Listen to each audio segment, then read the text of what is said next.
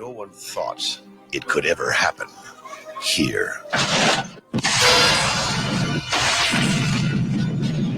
They are an army of international terrorists. America has not been invaded by a foreign enemy in nearly 200 years. Their target, America. Their objective, control. 18 hours from now, America will be a different place.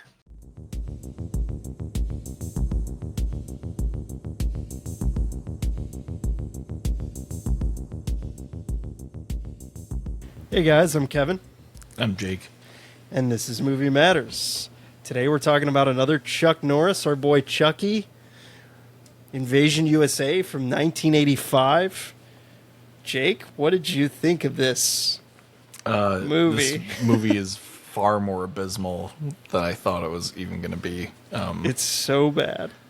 This is the only movie that I'm actually upset that we had to watch. Because like I'll throw a little caveat in front of this. The only way I could watch it was with ads, which is already a like really shitty experience. Did you watch it on Tubi? It's Pluto TV. Pluto, okay. And like, my God, there were so many ads, number one. But also this movie's so long. It's too long. And the ads made it even longer, so I had to watch it in two parts. So basically, the entire like conclusion scene I watched separately from the rest of the movie, and it just felt so tedious. And I was trying to not be in a negative space, Yeah. But I was just like, oh my God, this is dragging so much. Just kill the guy already, Yeah, dude, there's some very tedious moments in this movie. I watched it on Tubi, not Pluto. Tubi did not have probably nearly as many ads as Pluto did, but it had a lot of ads, or it had some ads, excuse me. And yeah, it's an hour and 47-minute movie for 85, an action movie for 1985 for an action movie. That's kind of long.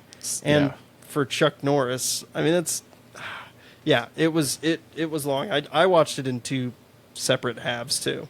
Yeah, I've got a whole rant ready to go on why I disliked it. You got to just go into it then. Right. Go into it. Yeah, you got to do it. And then I'll give my 2 cents. I've got 2 3-point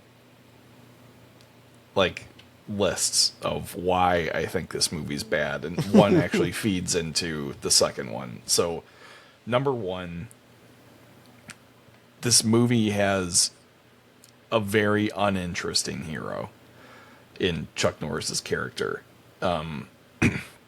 There's a whole bunch of potential in his character. He's this gator wrangling swamp guy in Florida, and is never explained why he's there or anything. He's clearly some sort of ex-CIA special ops guy. We get no real background besides some brief interactions with a guy who says that he's from the company. He doesn't even say he's from the CIA, but if you know, you know. We get the flashback in the dream of him stopping. Very confusing, by the way. Which is very confusing because it just cuts to it like a normal edit cut. I thought it was in real time, and then he wakes up, and I thought I didn't think that was a memory, so it made no sense to me. Yeah, and we don't know anything about that besides that Chuck Norris has a kind of a throwaway line you should have let me kill him when I had the chance or whatever, and that's it. So yeah, he's just not super compelling. And also, he has no development whatsoever. He's almost not even in the movie, which is also kind of funny because he's the hero. like the movie follows the bad guy more than the hero, which is a little strange. Yeah. So that's that. For a movie about an invasion of the United States, I felt like there were not real stakes in this movie. No. Like, at no point did I really feel like the weight or the gravity of what was happening. And, like, I kept just thinking about Red Dawn, where it's, like, very heavy and, like, very emotional, and, like, how the occupying forces are, like, you know, treating the people and, you know, like operating and stuff. Even the initial invasion scene in Red Dawn versus this one are like night and day. Like, you know, and like it's funny because technically there's not much of a difference. It's just like how each director kind of handled like the subject matter, and I think a little bit of the like dialogue and writing made all the difference in making Red Dawn feel so much more like powerful and emotional. Where like this one is just like at no time did I feel even like anything about like even the attacks that like they were carrying out. Like I was just like, this is like so bananas. Like, where are these guys getting all of this stuff? Like, where, like, how are they getting cop cars and cop uniforms? And, you know, like, I mean, there's like a couple throwaway lines about them buying Army World War II surplus boats, but like, that's it. Like, yeah, the plot makes no sense. Yeah, the bad guys are Russian and Cuban, but that's all through inference. It's not even explicitly stated. Yeah. And like we have no idea if it's like Russia is like coordinating this, or if this the blonde guy is just doing this for shits and giggles. Like, you know, it's just not clear. There's not a clear plan or plot. And why they're doing what they're doing. It makes no sense. So then that leads me into my third point, which I'm going to break down because I think it's the most important part of why this movie's bad, is the bad guy sucks. Like, it has a terrible villain. Primarily, there's like three things that this guy does not have that a really good villain has. Number one, a good villain is like super powerful or strong, either like politically, socially, economically, physically. Yeah. This guy's an absolute weenie. Like, the whole time he's scared to death that Chuck Norris is going to kill him. It's like, okay, then why are you even doing this? You know, and like, the most annoying part is they're like, and this is what puts the plot into motion. It's like, we have this whole invasion plan, but we need to go kill Chuck Norris instead. Yeah. And because he's probably going to foil our plans. Like, we just know he's going to foil our plans. Right. Makes zero sense. It's like, why? Give us the reason. Why? Why is Chuck Norris this, like, super soldier that you're scared shitless of? Like, give us information, you know? Like, you could sell that to me. You know? Like, that's Die Hard, basically, right? Like, why is John McClane so good at being a cop? It's because he's an asshole, you know? He doesn't want to play by the rules, you know? Like,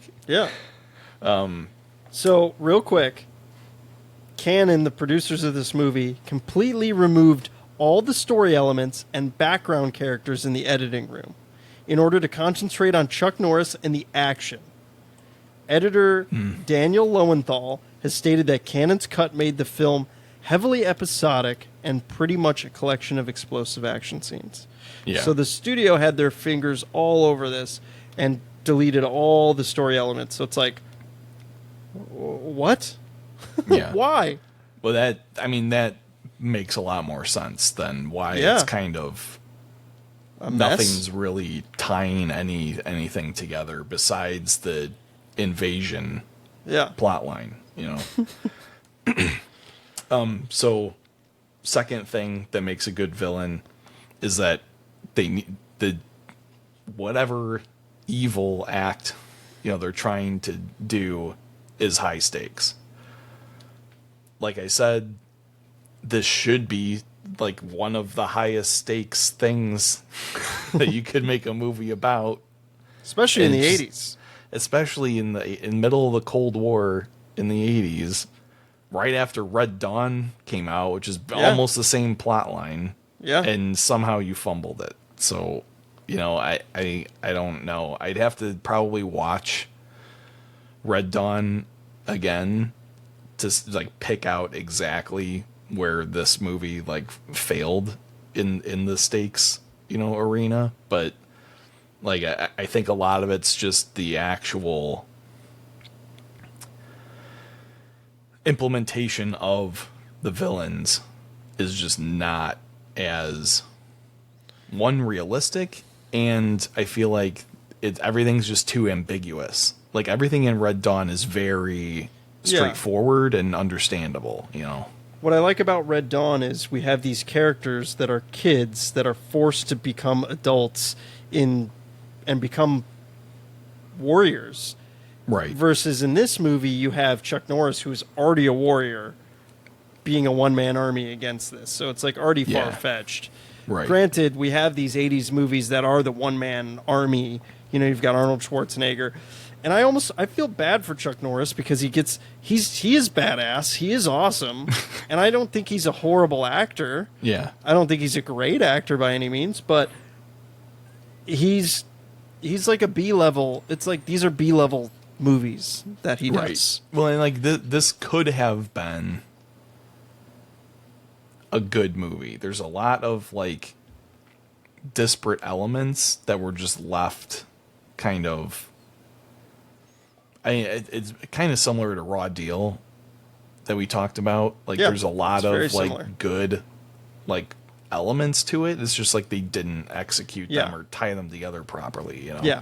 Lurking underneath this is a good movie waiting to emerge.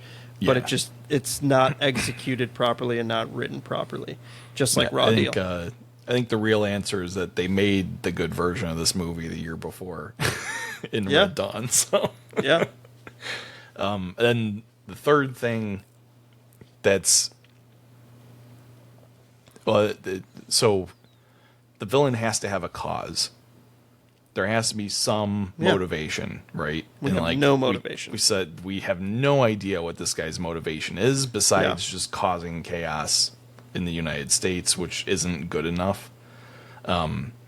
It's even better when the villain has a at least somewhat convincing argument as to why they're doing what they're doing. Yeah. Like, as I was thinking about this, I was like, what's a good contemporary villain that checks all these boxes? And I think Thanos is probably the best, most recent example of a villain that's like top tier, extremely well crafted. Yeah. He's far more powerful than any of the Avengers, even groups of the Avengers. Yeah. He's trying to wipe out half of all life in the entire universe. That's a pretty high stakes agenda. And he has his justification for why he's doing it. Yeah. And it makes sense to him. And when he says it, it's like, yeah, like the logic, And what's crazy is it's wrong, but the logic, at least, flows, like what's crazy about that is Infinity War makes him the main character, yes, and that's cool. right. Like it flips the script, which is really cool. Which and this movie does that in a lot of ways too. Yeah. It's just done very badly. Yeah. Yeah. So this movie was written by Chuck Norris and his brother Aaron, and James Brunner, which I like when I was watching the credits on the screen and I was like, oh shit, Chuck Norris wrote this. I'm like, oh, interesting. And like I said, I warned us before we watched this movie on our last review on Raw Deal. I said this movie is rated pretty low on IMDb. I'm like, we're probably in for a shitty movie. But James Brunner has written a handful of other Chuck Norris movies, it looks like. Delta Force, Missing in Action. And those all have pretty shitty ratings. Pretty on par with this. Yeah. I don't know. Is there anything else you need to add with the villain? Like, was there any other notes you had? Like, it's just... Yeah, I can't even remember the guy's name. Like, he's just such a weenie. Like, yeah, it's like a Russian name. It's like Rostov. Yeah. Like, I mean, even in like the dream flashback, like his skin isn't all like fucked up, and that's never explained. It wasn't? I thought it No. was. So no, I don't think it is. So his skin. Okay, so I looked into that. I was watching the movie, obviously, and I was like, man, what is up with this dude's face? It's like there's something wrong with it. Like, it just doesn't look, I don't want to sound mean, but normal. And I'm like, he kind of looks like a burn victim, to be honest. And again, not trying to be mean by any means. And I looked it up, and sure enough, he was on LSD in 1967, and he lit himself on fire. Oh, okay. Like, Jesus. To me, it kind of looked like prosthetics in some scenes. So I was that's real. Oh, okay. Well, then Maybe I'm sure never they put a mind little that bit of point makeup on him, but yeah. yeah, there's one scene where he's like sweating his ass off. It might even be where he like wakes up and you can see kind of like his skin, like almost like not dry skin, but like post burn skin. Like it's all like brown and kind of like crackled or so, whatever. I don't know, but apparently he was in he used his facial features, his disfigurement to his advantage, and was in horror movies and stuff, which is pretty cool. Like, good for him for doing that and for getting an actor's job. But pretty fucked up. Don't do drugs, kids. Yeah. So, this movie, I mean, so this is also a crazy fact when I read this. Until 2007, so again, keep in mind, this movie came out in 85. Until 2007, this was MGM's second highest selling home video title behind Gone with the Wind. No way. Yes. That's insane. Isn't that wild. It's so ridiculous. MGM was like Bond and stuff too. Like that's wild. Second highest. I'm blown away because the movie didn't make that much money at the box office. It only made like a little bit, maybe not even turned a profit, but pretty crazy. But the opening of the movie, this movie is like brutally violent. Yeah, it is. Like brutally violent. The opening, you get this boat of Cubans trying to make it across. Right? It's Cubans trying to make it to America. Yeah. And then these Russians and some Cubans just wipe them out. Mm-hmm. Like brutal. Like there's kids on there and like they just like waste them. And then there's cocaine on board and it's like they do this drug deal which makes no sense. Like I don't know why any of that has to do with anything in the movie. Yeah. But you get, then it opens with Chuck Norris on a fan boat with his shirt open and just ripping across the water. Yeah, and his mullet fucking so majestic, and the music is so good. It's like so 80s, and I love that. But I'm just like, God, this movie is not good. The opening, I was like, okay, like let's see where this goes, you know. But yeah, and it just like didn't come together. But it's like the editing's so bad and it's so disjointed. Like it just these like cops or investigators find the like the Coast Guard's dead on a random boat, and then it just That's cuts. never explained. Yeah, and then it just cuts to. There's a lot of inferring you have to make, like, oh, like these guys killed them and then took their boat, but stashed them on another boat, which makes no fucking sense. Yeah.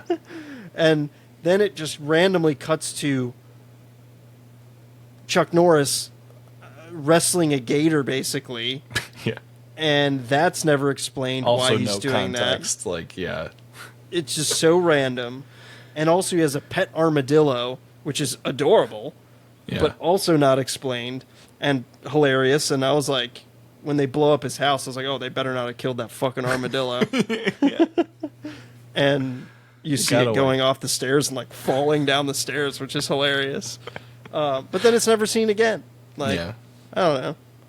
Pretty interesting. The reporter is like kind of useless. Completely a useless, pointless character. Yeah. Pointless character. Even the two FBI or like police guys are completely useless, and Honestly, all the characters are pretty useless except Chuck Norris and the bad guy. yeah. No one else has any worth in this movie. Yeah. Speaking of Chuck Norris, though, his character's name is a very classic 80s action star name, Matt Hunter.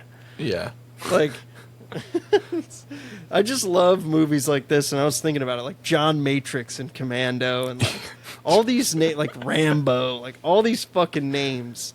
They're all either John in the like Yeah. John McClane, like they're all fucking John, or some stupid,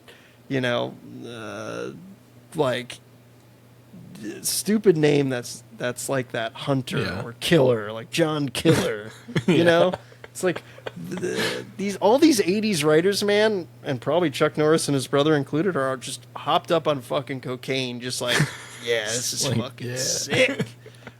Well, like Matt Hunter. the other thing is, no one ever calls him by his full name It's once either in Matt the or entire Hunter. movie. Yeah. Yeah.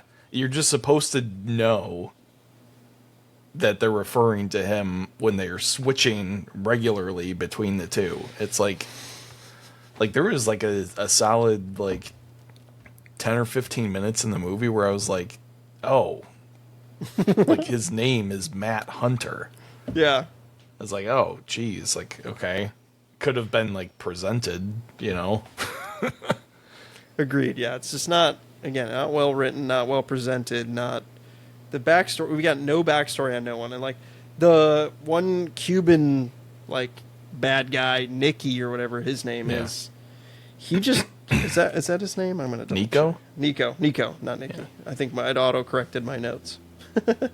Nico, dude, when he just kills that random couple on the beach, that's so fucking brutal. Yeah. Just like waste them. It's like there's some brutal like kills in a this. lot of the violence in this is like completely unadulterated, like brutal violence. Yeah. But like I said, I felt like almost no gravity about like any of the No. like Yeah. killings. I was just like, because like there's no like I don't killing understand just to why kill. they're doing it. Yeah. Like it's It's like, oh, that'll be cool.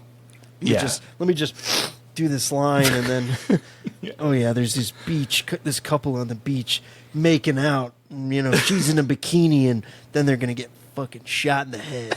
Yeah. Fuck yeah. Watching like For no reason. 60s television Yeah. on a portable TV for Yeah. whatever reason. I don't know. These two cops that are actually the terrorists are gonna roll up to this Cuban disco and just Yeah. shotgun everybody. Yeah. That is also like a plot point that's kind of washed over where it's like they're trying to get the people against the law too, so there's just chaos Yeah. because they're impersonating officers and everything. That scene's brutal and like they're getting shotgunned and it's just crazy. It I don't also know. goes nowhere. Yeah. Like there's like one news report that says like people are like getting upset or whatever, and I think the Russian guy says like, oh, we want them to turn against each other. And then it like cuts to like the army has like shut down the entire city. So it's like, okay, what does that matter now?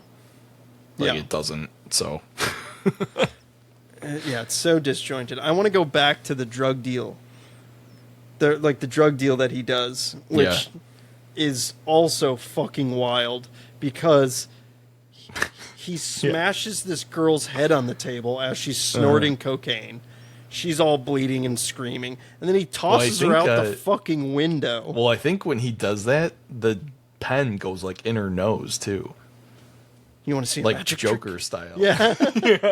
Jeez, I'll have to rewatch that. Just throws her out the window. Just fucking like lawn dart, fucking like some like there are legitimately maybe 4 or 5 scenes where people are killed completely unnecessarily in this movie, dude, and that's one of them. Like he the guy who's like trying to do the deal with the cocaine, that's actually the villain. So I mentioned Untouchables before we started recording, but that's the villain from Untouchables. The guy who shoots and Sean Connery. Spoiler alert for people who haven't seen really? I didn't know Untouchables. that. Yeah, that's that guy. Huh. He gets shot in the dick like 5 times, Yeah, which is brutal. like blatantly shot in the dick. Yes.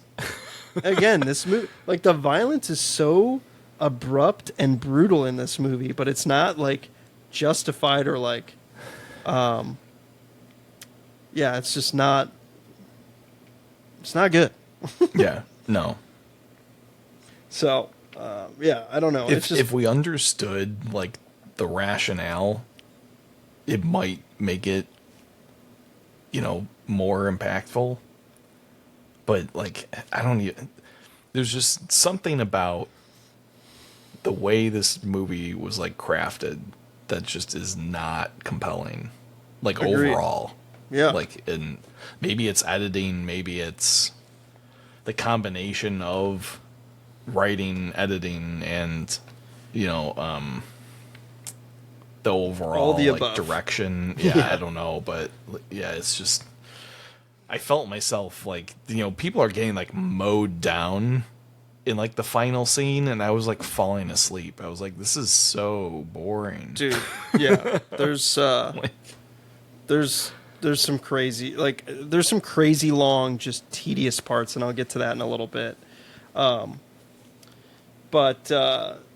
yeah, it's just not good, man. It's like him driving through the neighborhood in the truck, and like all these people like on the side of the road, like what the fuck? It's so pointless. Yeah, And yeah, I don't know, man. It's so disjointed. The Russians like 8-shot rocket launcher. He blows up every freaking house in the neighborhood without reloading. So they actually blew up real houses in that. Yeah. Yeah, I was reading they blew up a real residential neighborhood during shooting. It was slated for demolition during expansion of Hartsfield Airport's runway in Atlanta. So they gave them the permission to blow up the fucking houses. Which again, yeah, also brutal. Like they're rocket launching these kids and shit. It's not good. Yeah. I don't know. It's just yeah, it's just not well written. But I do like there's like one line that Chuck Norris gives that's fucking awesome, where he's at this bar looking for Rostov, which makes no sense. He's like, if you come back in here, I'm going to give you so many rights, you're going to beg for a left. Yeah, that was Fucking actually awesome a good one. line. Awesome line. I did like that one. Yeah. The worst line in the movie is "time to die." Yeah. It's like you're trying way too hard. Way too. So that's the thing. It's like I was thinking about it. I feel like Chuck Norris his movies feel very try hard. Yeah. I mean, you could argue that Stallone's and Schwarzenegger's movies do, because I was thinking about how they are in comparison to Schwarzenegger and like Stallone movies. They just, I don't know. Their movies are more entertaining. His movies are just, again, they're more B level versus they were more A level. Well, like I feel like Schwarzenegger has the advantage that he's just like huge, and like he's like an imposing person in general, and like his characters obviously carry that kind of, you know, energy in the movies. And like in First Blood, you know, Stallone's like pretty shredded, but like he's not huge. But in Rambo 2, he's like, and he's like jacked as hell, and like up there with like the Schwarzenegger, you know, kind of level. Where like Norris is much more of a like lean martial arts guy. Yeah, I feel like he never leaned into that enough. Like he could have done some like cool like actual martial arts centric movies. He did Enter the Dragon, which I hate to say I've never seen. Have you seen it? Never seen it either. Yeah, we gotta watch that. I feel bad for saying that. I've been wanting to watch it, but yeah. So because like that's agree. like his whole deal is like mixed martial arts, and dude, I feel like it's only like briefly featured in like each of his movies. You know? Yeah, and he's all about the roundhouse, dude. All about the kicking. And in this movie, he kicks only 2 people. Yeah, we got robbed. I know. Lame. However, the body count is high in this movie, as 80s movies. 129, and of those 129, Chuck Norris has 30. Which is low for a main character in an action movie in the 80s. In the 80s. But he does have, I will admit, he does have unlimited Uzi ammo. Yes, he does. Unlimited fucking Until the ammo. very end, he suddenly runs out and has to grab a rocket launcher of all things. Dude, where did they get him? Where did they even pull those things from? And then the movie the movie ends literally after the dude gets fucking rocket launched and shredded direct out hit the rocket fucking launch. window.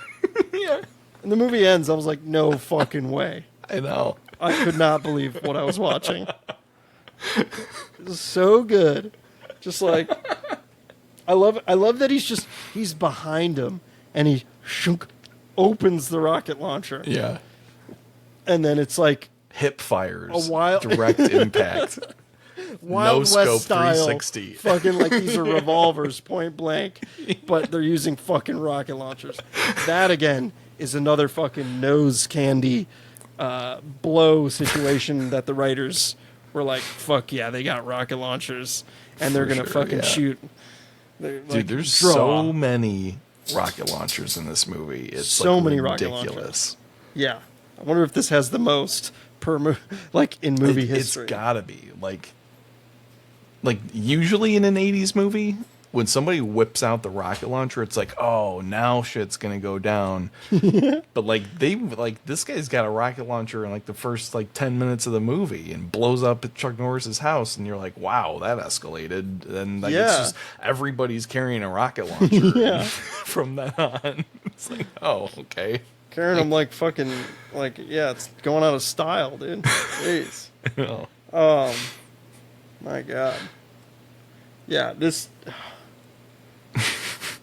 So what I was gonna say is that it's so, dude. I was watching this pretty late last night, and when they're like searching for each other in this fucking office building or wherever the fuck they are, which makes no sense. Yeah, they're searching for each other and like looking around, dude.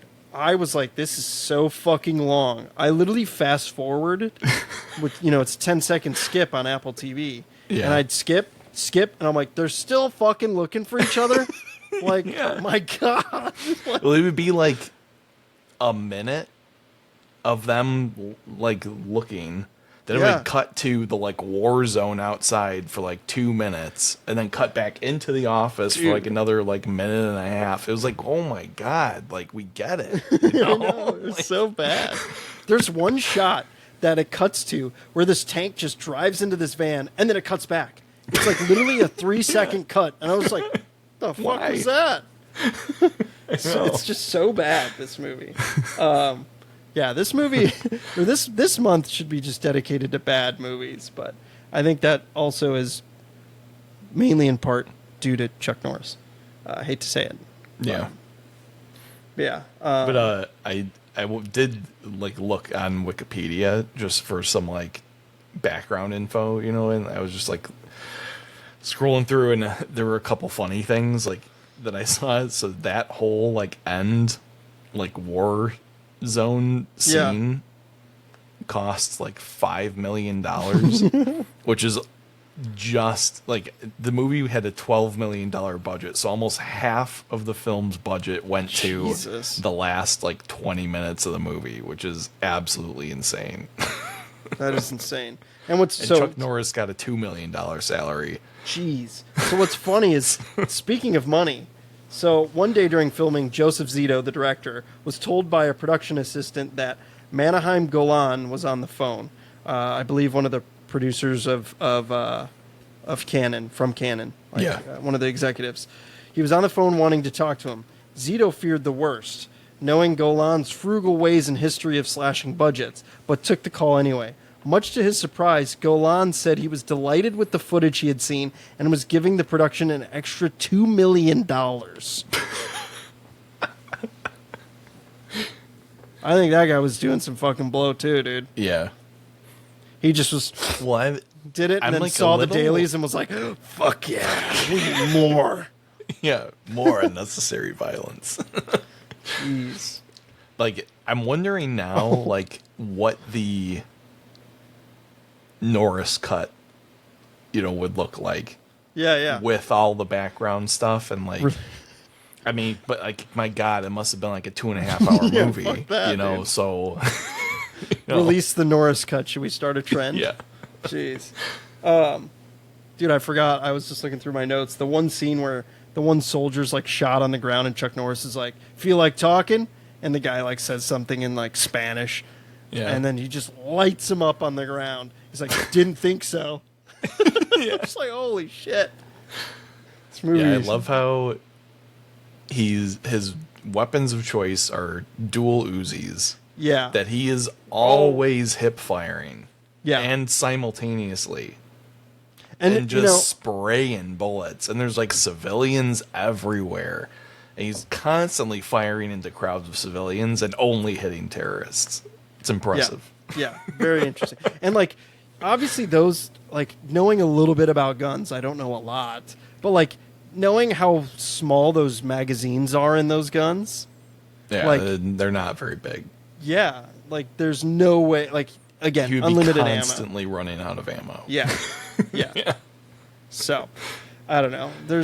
Dude, also the scene where he gets arrested and it's like a trap is so fucking dumb. Yeah. Makes no sense. Also, when he gets arrested and he's like going out of the cop car and his shirt's just wide fucking open, like, he's in the same clothes the whole fucking movie. No. And this shit's always exposed. Yeah. So it's just very interesting. It's very, again, it's try hard. It's very try hard. Yeah. It's more try hard than other 80s movies. So. Yeah. It's just, I don't know. It's like the weird obsession in the 80s with Uzis is kind of funny. Though the other guns they have in this are like, I mean, they have like M16s, which is pretty standard. Like, I think in Commando, he's like got an M16 most of the in the final. Yeah, like, he's got that shootout. like a shotgun. Yeah. And then a M60. Yeah, yep. But then the little like submachine guns that these guys have like are super like uncommon, which is like kind of interesting to me. Yeah. And like they're like everybody has one in this movie, like, or at least one henchman in each group, usually two, has that like smaller submachine gun thing. Yeah. Like it was just like, why that gun? Like it was just like weird to me. Yeah. It's like, how are they so well equipped? And like when they storm the beach and then have all these trucks just lined up perpendicular to the street. Right. It's like the U.S.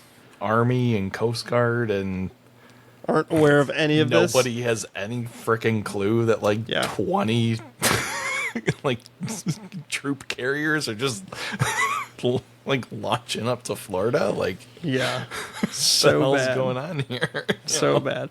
Yeah, just very poorly executed. Could have been a lot better. But that's also why I like this podcast and wanted to do this podcast with you. Is shitty 80s movies like this are hilarious. And we haven't really had, like, this month has been full of, I mean, obviously we did 3. It's all 3 of these have been pretty shitty. And we haven't had shitty, funny. No, we haven't had like real stinkers yeah, in a long we've been time. playing it a little safe. if And this, at this all, was good. yeah. So, yeah, you got anything else you want to add about the movie? I think it's pretty So- fucking shit. I read that originally Norris wanted the reporter to be played by Whoopi Goldberg, Yeah. and she was like all about it, and the studio was like, no. Yes. And they Joseph cast- Zito, I heard, said no. They Director. cast whoever this girl is. And that's also why he stopped working with Zito. Is he's like, Yeah. you didn't take my request for Whoopi Goldberg. which is hilarious to me. Yeah. Why would she want that role? That fucking role I don't know, sucks. but like Wikipedia said that she was like all in on it and wanted it. I got one word for you, and this probably justifies everything. Cocaine. Yeah. Yeah. I mean, she was not incredibly famous at this point. She did The Color of Purple. Right. But that's about the only thing that I can think of. I mean, did she win an Academy Award for that? I think she was nominated. The movie won Best Picture, I think, right? Color Purple. Let me see. Checking. No, it won 0 Oscars. It was nominated for 11, and she was nominated for an Oscar for it. Okay. So was Oprah. That's a Spielberg movie, isn't it? Yeah, it's a good Yeah. movie. It's a good movie. And they remade But I mean, it. like, this must have been her like third movie, or potentially would have been like her third movie. I think my favorite movie of hers is Ghost. Ghost is awesome. Have you seen Ghost? Swayze No. and Demi Moore. You've never seen Yeah, Ghost? it's Swayze. That's right. No, You've never I have seen not. it though? That's the pottery scene, right? Yeah. Yeah. No, I have not seen Ghost. Dude, it's awesome. I mean, granted, I haven't seen it since I was a kid, so I could be mistaken. but it's I thought it was pretty dope. Let's see what she was doing. What was she doing? Ghost came out in '90, so it was not in the '80s, but that's probably her best movie.